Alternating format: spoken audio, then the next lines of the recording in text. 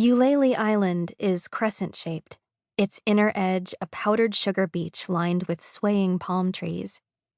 Beyond the palms lies a forest so lush and vibrant that the word green doesn't feel adequate to describe it. The scent of dead seaweed and tropical flowers floods my nostrils and lungs, filling them with an itchy need to cough. Beside me, the seaplane bobs, tethered to the dock. It was a long journey from St. Thomas, soaring over islands and islands that grew smaller and flatter until they were just sandbars, then gone.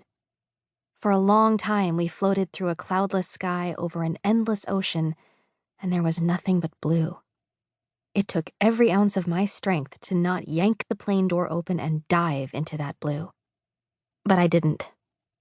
And now we're here, at the private island that's going to be my private prison for the next 2 weeks. I'm the third wheel on my mother's honeymoon with a man who wears pressed khaki shorts and belts with little whales on them. She was too afraid to leave me alone with my injuries after the accident, and I'd never admit this out loud, but I'm glad she didn't.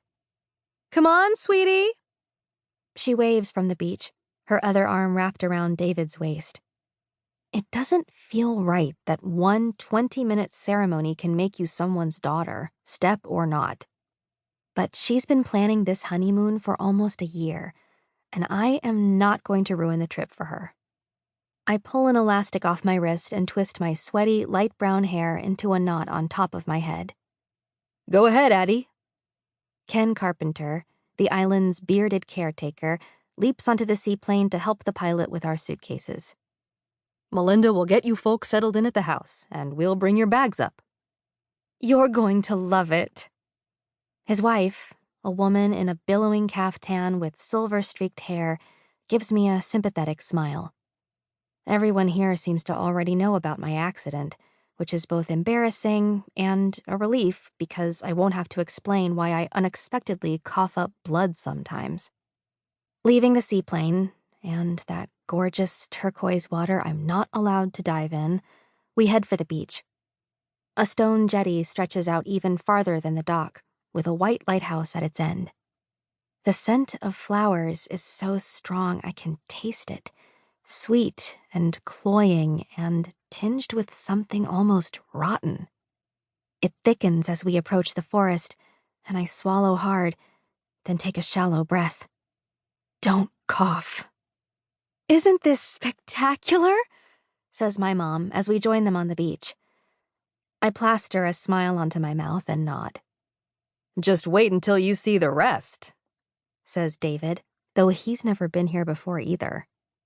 Melinda leads us onto a packed dirt path that cuts through the woods, and as we pass under the leafy canopy, it takes a few seconds for our eyes to adjust to the dimness. My mother grabs my wrist.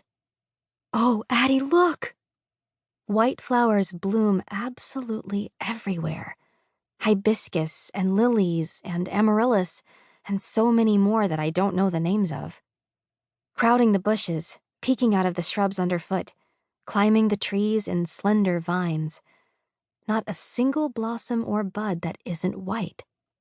I take a slow, soupy breath, willing myself not to wheeze. I am not going to ruin this trip.